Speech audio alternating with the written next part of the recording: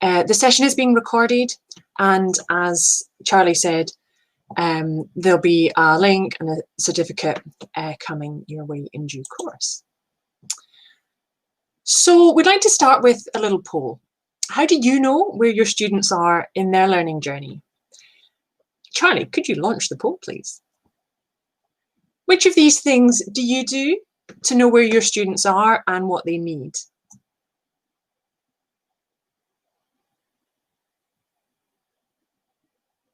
You can click more than one thing, that's completely fine.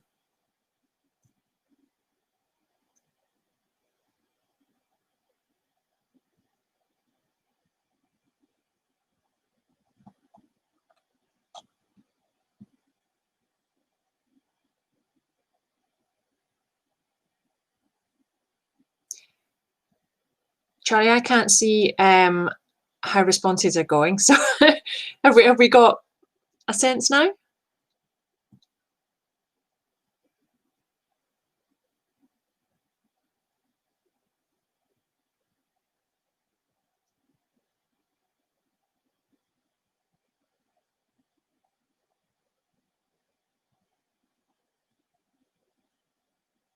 Okay, thanks, Charlie. Should we have the results? Oh, there we go. So roughly half of you managed to have a look. So lots of people for I observe them, assessments, checking homework, and then yeah, absolutely. We've been through the material, they've done it, so presumably they're at the level. And then some people using a scale. Okay, great. Well, option E, I use a scale, is something that really we could use alongside all of the others. It would basically create a framework into which everything else would sit. I am trying to move on a slide, but there we go. Thanks, Charlie. Today's session is looking at how we identify and target skills gap. We want to start by looking at why it's helpful to use a scale to do this. And then we'll look at different an assessment that can help us identify skills gaps, and then ways that courseware can help to target those gaps. How many of you, I think you can use the chat box, how many of you use the global scale of English at the moment or are familiar with it? Can you just put a yes or a no into the chat box?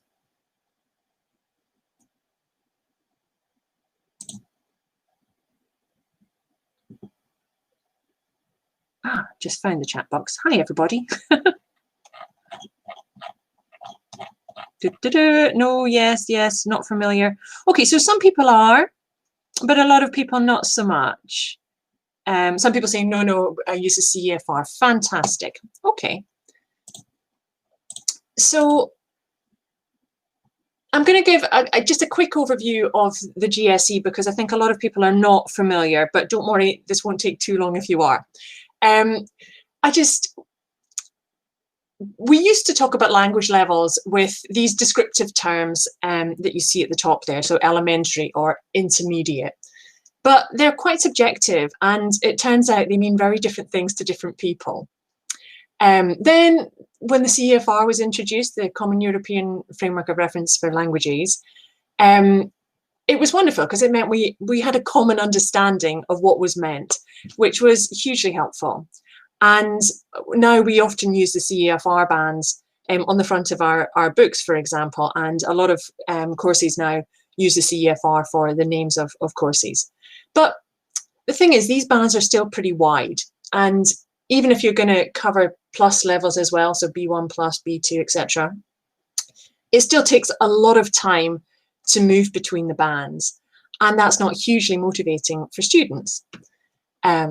So this is why Pearson developed the GSE, the Global Scale of English. Essentially, they went back to the underlying data for the CEFR and crunched the numbers slightly differently to get a more granular scale. So it basically expands on the CEFR. And we've also built out some of the areas where there were fewer learning objectives, fewer can-dos, so at A1 and C1, for example. So all of this is going to help us describe learners' ability in more detail. one of the reasons that we wanted to move to a more granular scale is to help motivate learners by showing them that they are actually making progress, even though it's not necessarily enough progress to move up a CEFR band. So this slide shows the number of hours, the number of hours it takes to move from A1 to A2 and from B1 to B2. We all know that learners learn at very different speeds. So on the left here, we've got the super speedy snail. So this is the fastest that we could reasonably expect a learner to progress. And on the right, there's a learner in perhaps a low and slow class, or where they're taking fewer numbers of English per class, or any of the other myriad reasons that they don't take quite so long. As you can see, it's still a lot of hours, and even at A1, this is probably at least a full year's learning. So here we've added the same information, but for the GSE. So this is the time it would take for our snails to move 3 points on the GSE. Why 3 points? Well, this is what we think about as the smallest unit of accurate measurement. With any measurement, there's some degree of a margin of error, and 3 points, I think, is where you can be reasonably confident that they genuinely have made progress, and if they were to take the test again, they would still be making progress. So why is this helpful? Well, this increased visibility helps us monitor progress within a course, so within a level. It also helps us make informed choices about teaching and learning goals. It's worth just reiterating that, like the CEFR, what underpins the GSE is a set of learning objectives, or can-dos. There are actually 4 sets. They're slightly tweaked depending on the group of learners. So the adult one is the base set, if you like, and then the young learners takes into account the cognitive development of younger students, and so on and so on. But essentially, these GSE learning objectives are at the heart of everything we build at Pearson. And it helps all of our products and components and things work seamlessly together. If you'd like to find out more about the GSE, that's all available on the Pearson website. But that's not the focus of today. The focus of today is identifying and targeting skills gaps in adult learners. So here I'm going to pass to Ellie to talk about the identifying part of that. Thank you.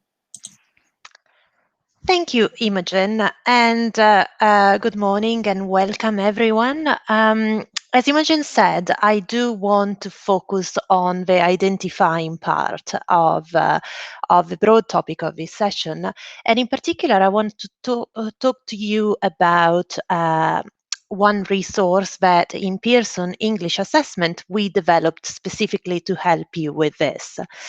But before I get into the details of that, I really want to start saying, I want to start contextualizing when I think identifying skill gaps and learners' proficiency is important within a teaching and learning cycle.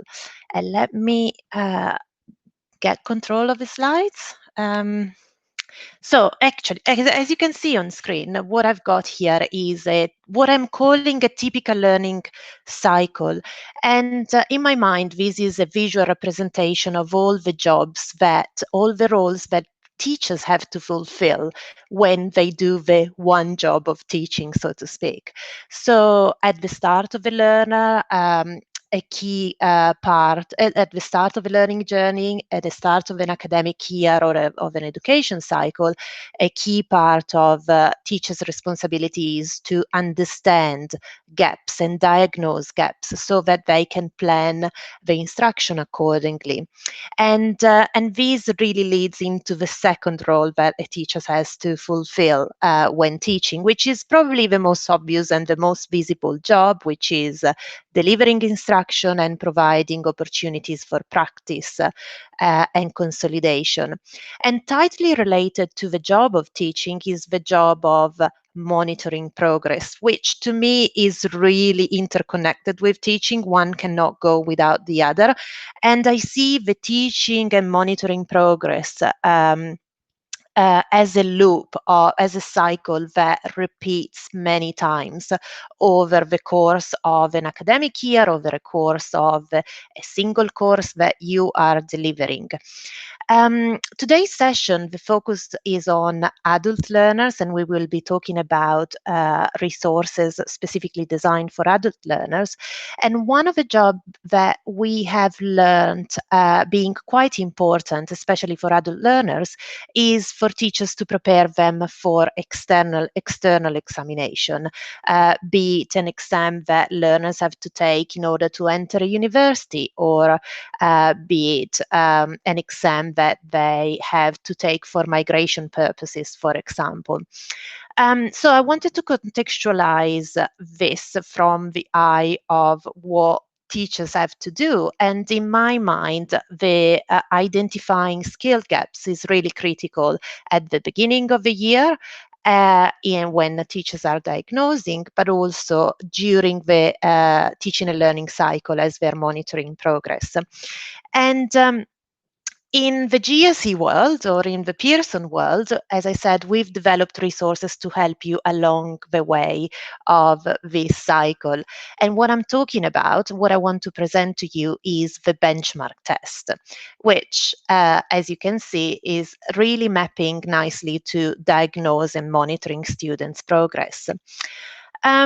Before getting into the detail of the product, I do want to spend a couple of words just to recap on the research that informed the design of this product.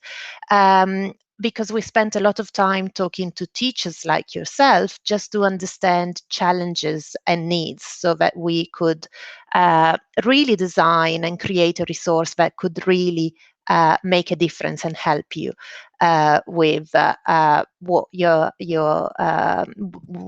you are teaching and what you need to fulfill on a daily basis. So when it comes to diagnosing learners' needs, one challenge that I've been hearing without fail from every market is that teachers have to deal with mixed ability classes, and that's just the reality of having a diverse cohort of students.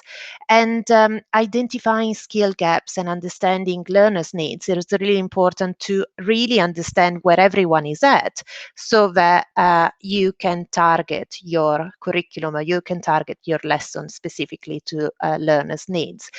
But often a challenge that is related to mixed ability that I've been hearing quite a lot is that teachers have to reconcile the reality of mixed ability with unrealistic or realistic expectations about learners' progress. So often there are pressures from external pressures that demand that all learners need to reach a minimum level of English by the end of an education cycle.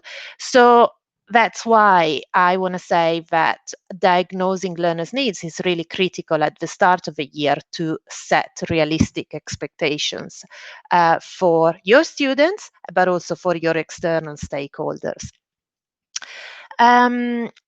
Moving on to the next slide. Yes, got it.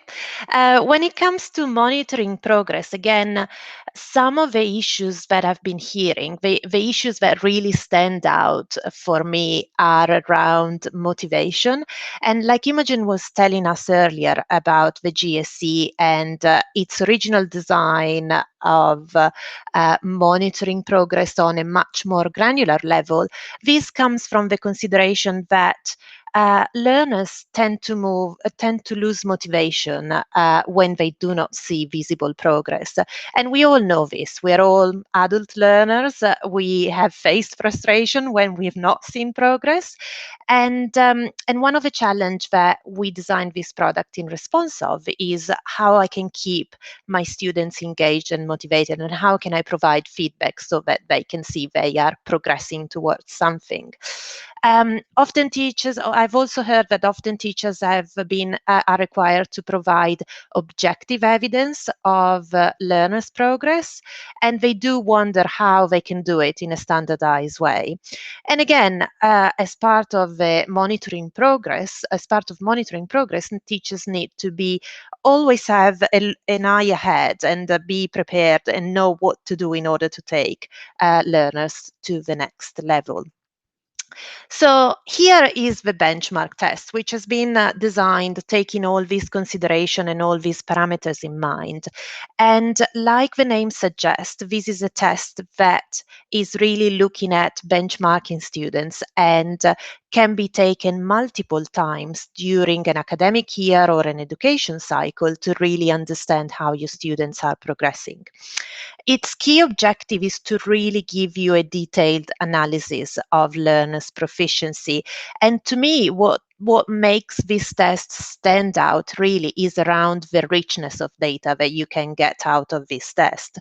So not only this is a test that describe in quite a good level of detail the abilities of your students, but it can also give you next steps, actionable next steps that can help you with planning.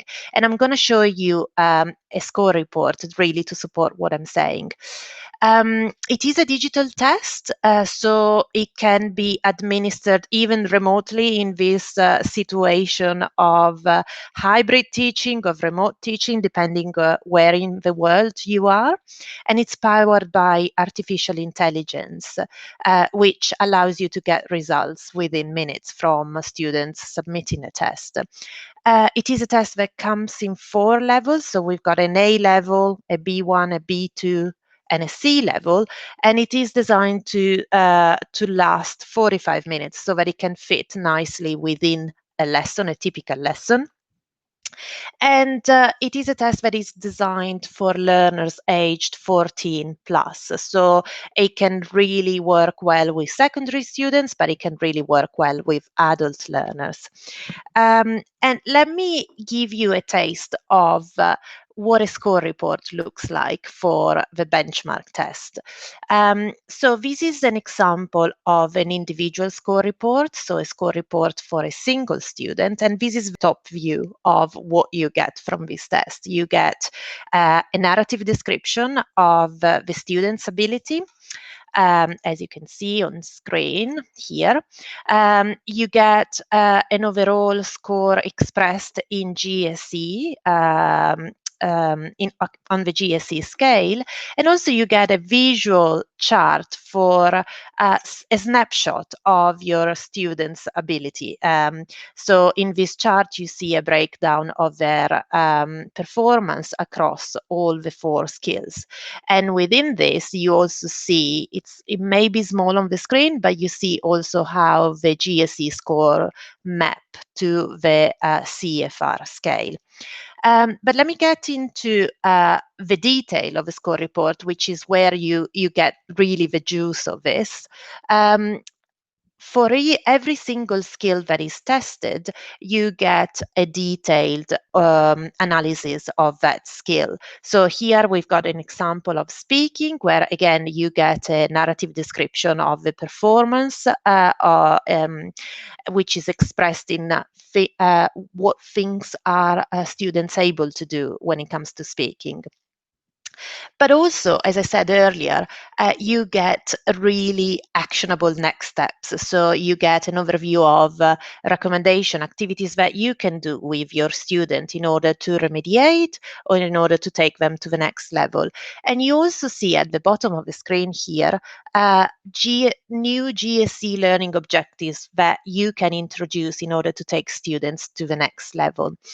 Another feature that I want to call out is the course mapping. So if you're using Pearson courses, ELT courses, you can choose the course that you're teaching and the level that you're teaching, and the report will automatically generate activities that you can identify in your course, and you can practice and or assign to your students. But let me stress, this is an added functionality if you're using Pearson courseware, but this test is really designed to work with any material, be it a course that you have developed, be it a competitor's course, or be it a Pearson course. And let me just close off by showing you the group score report. So as well as an individual score report, you get a class score report that essentially gives you the same level of information. The difference here is that the recommendation that you get are for the class, so that you can automatically, or concurrently, I should say, plan for your individual students' needs, but also for the class needs. And with this, I hope I've given you a sense of how you can use this tool to identify skill gaps. And let me pass it over to Imogen now, who is going to tell us about targeting skill gaps.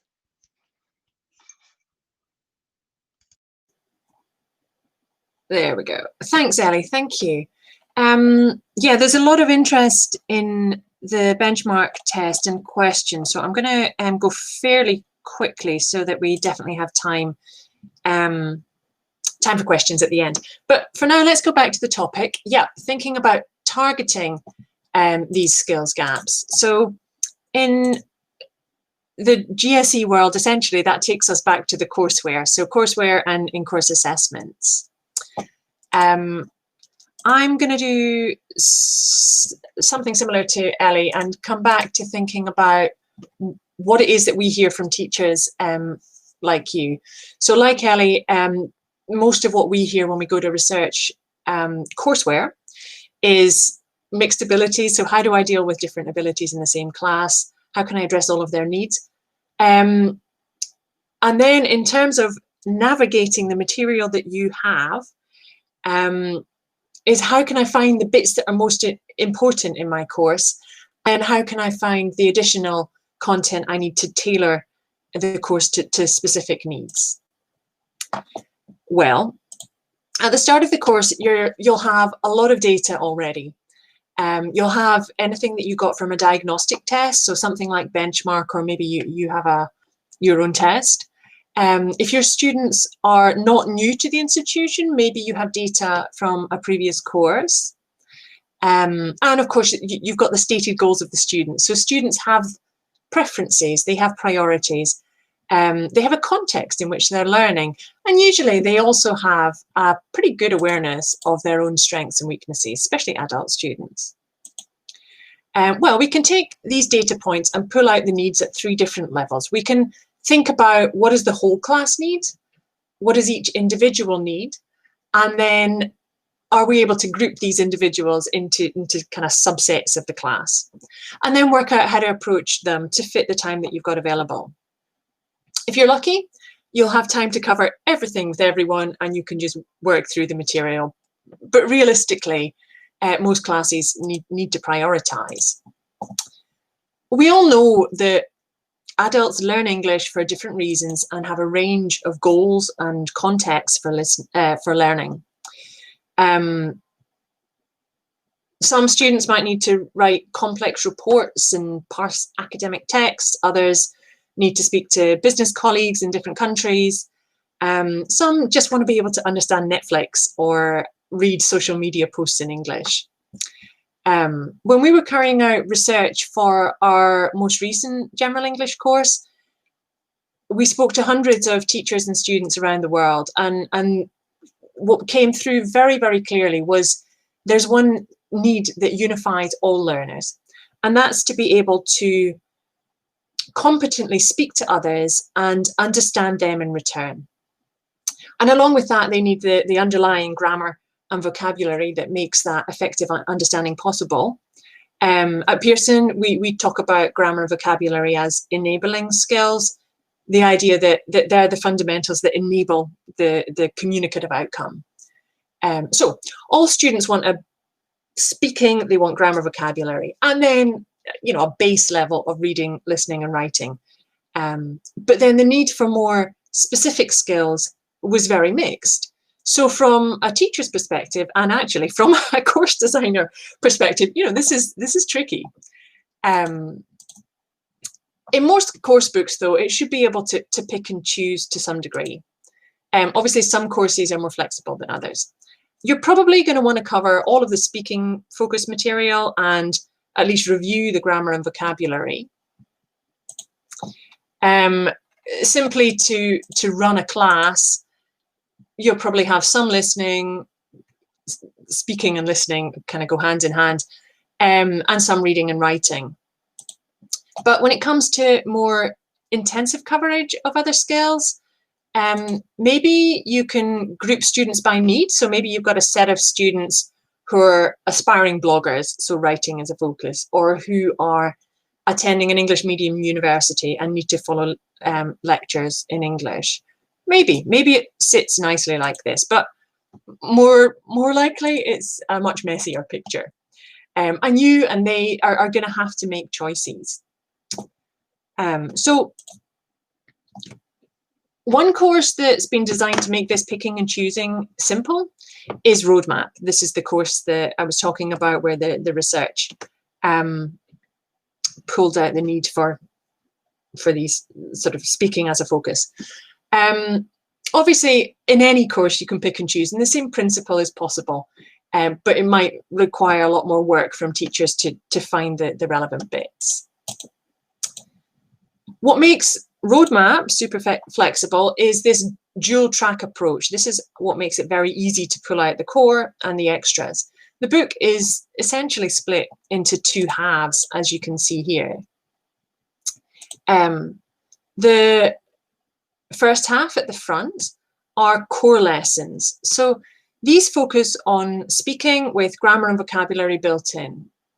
In an intensive class course, this might be all you cover in class. It's basically a ready-made fast track. So how does it target the speaking skills? Well, each lesson targets a very specific GSE speaking learning objective, or can-do. This is a sample lesson here. You can see, oh, you can't see what my cursor is doing. Hang on, there we go.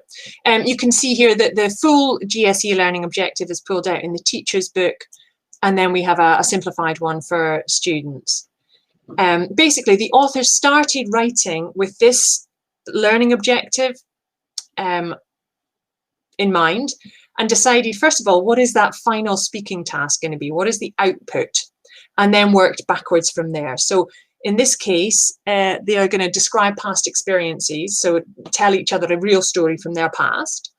And in order to do that, the authors would think, well, what do they need? So obviously, in this case, the grammar is likely to be past tensey. So we've got past simple and past continuous. And in terms of vocabulary, well, telling a real story about my past, I might want to talk about events or feelings. So that's what we've got here, is describing feelings and events. Essentially, the whole lesson serves as scaffolding for the communicative outcome at the end, building language they need, giving a model to listen to. You can see there's a listening here. There's always a model, so they get a sense of what they're aiming for. And there's always, at the end, just before the final output, a prepare section, which gives them time and guided tasks to prepare their thoughts. For weaker students in the class, this is invaluable. They're able to set down some ideas, some structures, which means that they're actually going to be able to achieve the speaking task. And for stronger students, it's really beneficial as well. It means that rather than just launching in, which is certainly what I always used to do in language classes, they have to sit and think about maybe how they could stretch themselves. So what kind of language could they put down that isn't just the automatic response? So it helps them expand their thinking as well. All of this means that they're much more likely to be successful in that final task and to achieve their optimum output, to achieve as well as they can. So that's the core lessons. Then at the back of the book, we have develop your skills lessons for each unit. So at the start, we've got speaking, grammar, and vocabulary, essentially the most widely useful material. And then at the back, the more in-depth skills. These are basically designed to help students become better listeners or readers or writers. Let's look at a typical ELT skills lesson. So ELT skills lessons have a kind of tried and tested flow with various stages and activity types. Can you look at the chat box again, and what would you say the phases of a skills lesson would be? Typically, what do people do first, and then, and finally?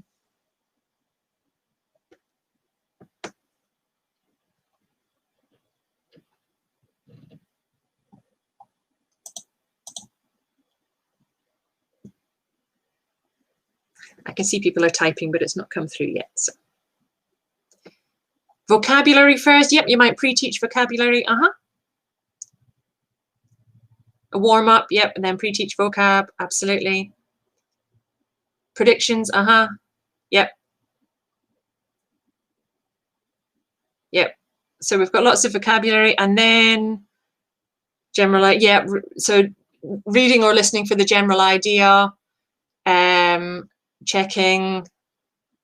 Imaginative activity. So probably finishing with that. Fabulous. Thank you. So yeah, Rich has put them all in. Introduce, warm up, plain, check, test. Brilliant. Okay, so these are pretty much what people are putting in the chat, I think. So generally speaking, we start with a warmer, maybe pre-teach vocab, we go into some GIST questions, then the comprehension, then we might mine the text for some interesting chunks of language or vocabulary, and then we'd have a follow-up discussion, maybe a kind of imaginative task, as somebody said. Cool. This is great, and as we say, this is fairly typical. But actually what we realized is that this is really just practicing. It's not actually teaching. Students aren't really learning anything new. It gives them material and it gives them time to practice what they already know, which is useful, but it doesn't help them really develop new skills. So how do we plug those gaps? Well, in Roadmap, we have added this extra skill cycle here. Let me show you what I mean.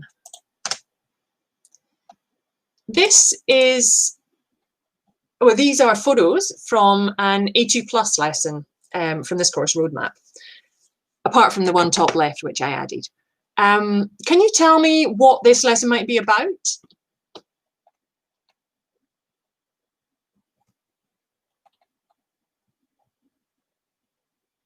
Family greetings, social greetings, greetings. Yeah, absolutely. It's greetings around the world, basically. Super.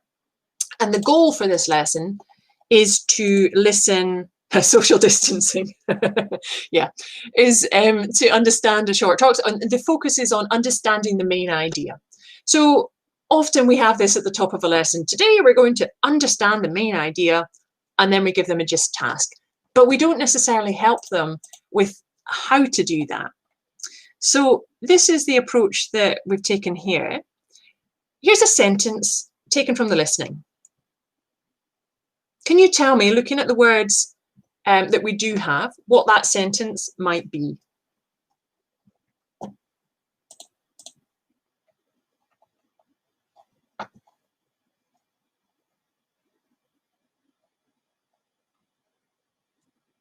Okay, we're guessing people for the first word. Yeah, so we are able to, there's a few people managing to guess it, which is great. But you need a lot of context clues to be able to do that. What about here? Easier?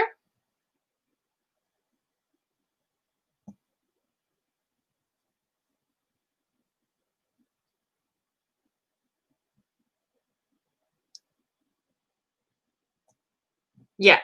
So now it's very, very easy to guess what the full sentence is. Why? Well, because this time we've got the content words. This is the full sentence. And thankfully, the content words tend to be the words that are stressed in a sentence. The unstressed words are usually the grammatical markers, so prepositions or articles or pronouns.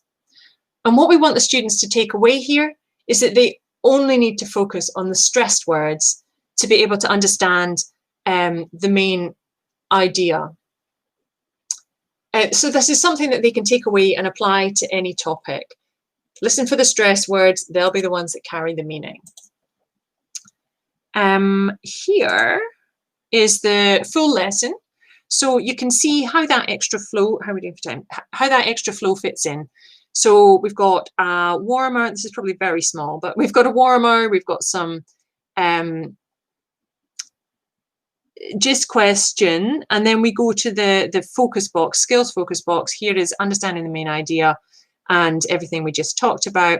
Some really targeted practice where they do just that with one other question, and then they apply it to a longer text, and then there's vocabulary and discussion as in a usual flow. So you can see how in this case we're really trying to target those skills. So let's go back again to the topic of the session. We've talked about how we could identify skills gaps at class, at group, at individual level, and how materials might target those skills gaps. But there's still the issue of how you manage all of these different needs and how you plan and balance within your course. So this is the contents page of the first 3 levels of A2+. You can see the fast track here on the left with the speaking and language input. So I don't know if you can actually see that, but it's a contents page. Grammar, vocabulary, speaking goals. So this is the fast track at the front of the book. And then at the back, we've got the develop your skills. So there's always a listening, a reading and a writing. And then it sets out the goal and the focus. So if you have time, if you've got an extensive course, you could just cover everything in class with all students. Lovely. But if not, realistically, you can pick and choose. So cover probably most of the fast track, although, do you know, if you're confident that your students from the diagnostic you did actually are super confident with one or more of the language areas and the speaking goal, then you could just miss out a core and go for more of the skills. But probably you're going to cover the fast track and then pick and choose from the end. So you could just cover some, skip others, depending on the needs of your students. If you feel confident with having groups working in class on different things, then you could dedicate, say, 1 class per unit to skills and just have students sit together, working together, or if you're online, in breakout rooms on different lessons from the back of the book, and then you would move between them in their breakout rooms to monitor, advise and see how they're getting on. You can group them based on the diagnostic test, on your observation of the course so far, or you could pass responsibility for learning back to the students. You could simply ask them to choose. Students are human, and there'll be those that are tempted to just go for the thing that they find easiest or are most comfortable with, rather than the skill that they most need. And then that's up to you to have a chat with them and encourage them to challenge themselves, or maybe you can show them the results from the diagnostic test or from their last writing assignments and suggest that maybe they benefit from this one rather than the other. If you don't have time to cover them in class, you could actually take the same approach to homework. So give students different skills lessons to work on at home, depending on their needs or their interests. Again, I'm showing you our current British English Global Adult Title roadmap, but you can pick apart most courses if you look hard enough. It just takes more work. In roadmap, the skills lessons are deliberately designed to work equally well as homework as in class. So generally there'll be speaking activities at the start and or at the end, but the meat of the lesson, or the bulk of it doesn't need any pair work or group work. So students can work on these at home. This also means that they work really well in a flipped format. So students could do the bulk of the lesson at home and then come together in groups to work through any issues they had, and you could pick up the discussion points in class. Again, you could do this in groups. So you could, I'm assuming now most people are at home, so you could set up breakout rooms and just go around them and check in on people working together. You don't have to do the same thing with the whole class all the time. So that's how we could target. And throughout any course, there are ongoing opportunities to monitor progress, whether you're looking at data from homework assignments. So on the left, this is the student dashboard from our My English lab, which is the homework LMS for most of our adult courses at Pearson, or setting the course test. So this is the test set out in the portal where you could access them on PDF or Word. It's worth reiterating, though, that what we've been monitoring here is retention and application of specific taught content. So here we're looking at, have my students learned the exact content or skills that we've been working on in class? If you want to look at an objective level, then that's a slightly different thing. At some point, as Ellie said, maybe halfway through the course, maybe not until the end, you might want to have that objective view again. And this is where a course agnostic tool like Benchmark could come into play. Of course, this time, we're not at the beginning of the course, so we're halfway or we're at the end. We'd look at the score report differently. You'd be looking at the recommended activities, which would set out exactly where students would find work on these learning objectives within the course that they're studying. So you could look at that for remediation. And then the suggested learning objects would suggest for the student where they might want to focus next. If they're taking the test for a second time, then this is very small, I doubt we can see that there. If we're taking the course for a second time, then the row just beneath the scores here show the improvement, or perhaps drop, because it might be, from the previous time that they took it. So we've looked at ways to identify and target skills gaps in adult learners. We've seen how courseware and assessment can help, and how for Pearson materials, all of these are tied together with the GSE. But study after study shows that the single most important factor in a student's learning is the teacher. And ultimately, that comes down to you. So we really hope that you find these tips and these tools helpful. And if you have any questions at all, then I think we have a few minutes to look at them. Thank you very much. Charlie, I think you've been picking up questions, and I think that Ellie might have answered a couple while I've been talking. Is that right? Do you want to reiterate those for anyone who missed them? I was just answering a question on your section of the presentation, but Charlie, if you allow me, I can pick up a couple of topics that have come up. One was a question of, can the benchmark test be taken anytime, anywhere? And the answer is, the simple answer is yes, because it's a digital test. However, it is an assessment, and it is an assessment that where the speaking section is powered by artificial intelligence. So it's really important that learners are able to be in an environment with minimal background noise, without interruptions, and pretty much observe all those environmental requirements that are typical of an assessment.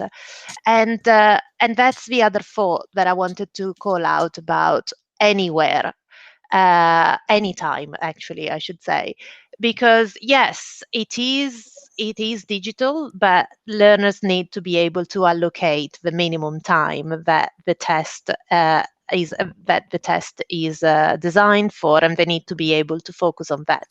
So really, they cannot take it on the bus. They need to take it seriously as an assessment should be. So that was one theme. I don't know, Charlie, if you want to ask me, pick out other questions. Well, there was an interesting one which I think you flagged you'd like to answer. So that is, in online classes, how can we promote objective grading? There is always this thought for teachers that we are not sure who is sitting behind the computer. You're coming in and out there, Charlie. I didn't hear the whole question. Do you want to post it and then we'll see it? Yes, absolutely. I will. I think I know. I think we know the question that Charlie is referring to. I think there was a question around when we are teaching remotely, there's always a doubt of who's sitting behind the screen. And when we are assessing remotely, that's even more of a concern. And there were other questions around, is proctoring offered with this test? And the answer is no to the proctoring, and the cheating, yes, it's an issue that will be there every time. I've been a teacher myself, so I know how students behave. What I wanted to say is that differently from a high-stake test, this benchmark test is really designed to be a formative test. So if I were a teacher, I would spend time really explaining to my students the implication of this test and why this test is useful, because it's not in their interest to cheat on such a test, because they will get harder material, let's say, or they would be asked to go faster with the course, for example. So in a way, I would see I would see a role in trying to train or to really explain and make the students responsible for their assessment. And again, I would stress the formative nature of such a test, which is different from a test that you need to sit in order to enter in a university where the stakes are higher. Yeah, I think that's very much what I was going to say for more general assessments as well, out with benchmark. You know, we're talking here about adult learners, and they, in most cases, choose to come and learn. And so I think we have to put some of the responsibility back on them. That said, with internal assessments, there are a few things you can do. We are in the process of launching, I think it's not quite complete yet, but we're in the process of launching a new test generator with some of our products, roadmap included, which gives you the option of randomizing the order of activities.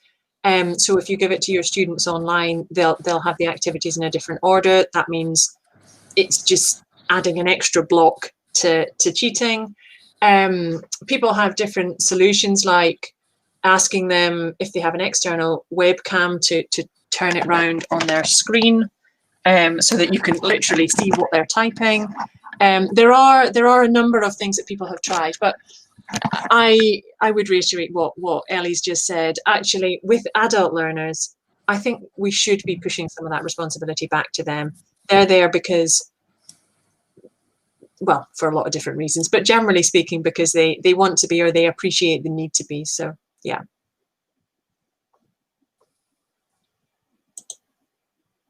Have we time for any more, Charlie? Or do you want to, can you give us a question? There might be time for one more, and it's a bit of a technical one, so you might not be able to answer.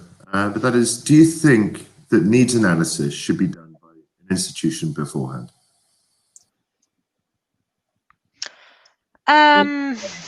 Yeah, look, I think need analysis is something that is intrinsic to the job of teaching, because when you start with a new student cohort, you need to understand, you need to get to know your students. So I'm not sure what beforehand means, but this is something that I would definitely encourage the institutions or teachers to do at the start, and especially when you are with a new learning group, with a new students group.